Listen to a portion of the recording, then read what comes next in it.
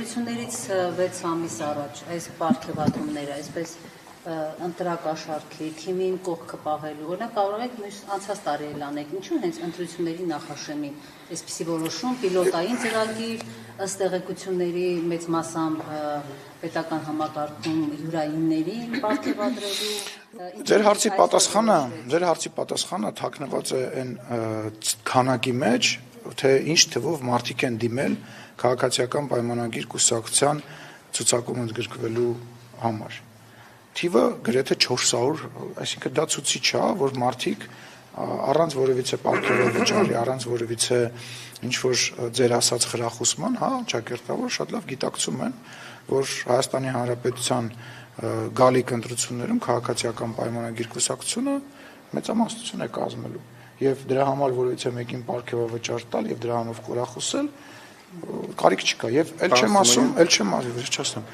ասում, որ դուք տեղյակ չեք, որ ժամանակին, երբ որ նախորդ իշխանության ժամանակ շատ ու շատ падգամավորներ ծրարով փող են ստացել իրենց այսպես ասած կուսակցության ղեկավարներից, դուք դրանից տեղյակ չեք։ Հիմա Հայաստանի Չէ, Կարինե ջան, տենց չի, ֆիքսեք, որ ազգային ժողովի падգամավորի աշխատավարձը այսքան է, նախարարի աշխատավարձը այսքան է, թե ինքը կստանա դա 3 ամիսը մեկ, կտոր,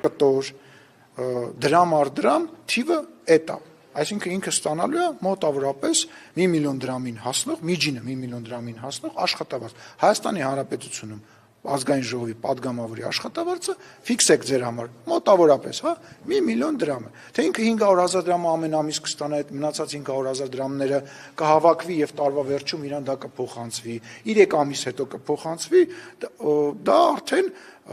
թղթաբանության խնդիր է, ֆիքսեք ձեր համար, որ պետական պաշտոնյայի աշխատավարձը այդքան է։ Սիմոնյան, դուք նոր խոսեցիք Կարեն Կարապետյանից, Սերժ Սարգսյանի աշխատակազմի ղեկավարը, որ զբաղեցրել է, հայտարարություն տարածեցին րոպեներ առաջ, ասում է, որ Կարեն Կարապետյանը տարիներ շարունակ աշխատելով պետական համակարգում երբեք աշխատավարձ չի ստացել, այն ուղղել է մանկատների սաներին եւ շրջանավարտներին։ Ես ուրախ եմ իրանց համար, ինչ կարող եմ ասել, ասեցիք ինչքան է ստացել։ Դե չգիտեմ ինչքան է ստացել, դուք ինձ հարց տվեցիք, ուղղել է, լավ է արել, իսկ մնացած ինչով է ապրել, կարամ իմանամ։ Բիզնես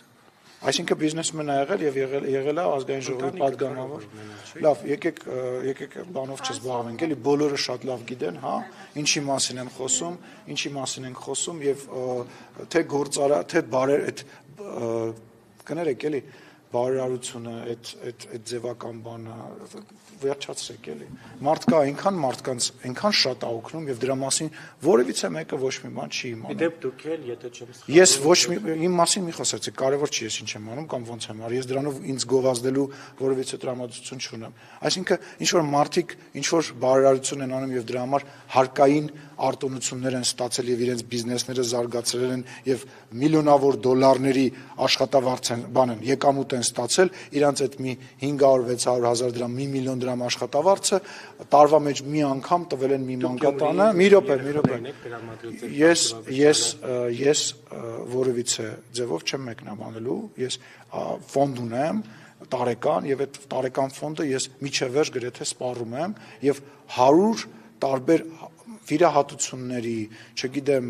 ամեն ինչի գումար տվեմ, բայց դուք դրա մասին ոչ մի բան չեք իմացել եւ դրա մասին ես չեմ հրապարակում։ Նույնիսկ Աստվածաշնչի մեջ տենց բան կա, որ բերում է մեկը շատ իր մի հարուստ բերում է մի քանի կոպեկ տալիս եւ մի աղքատ մարդ բերում է իր ամեն ինչ ունի տալիս է։ Այդ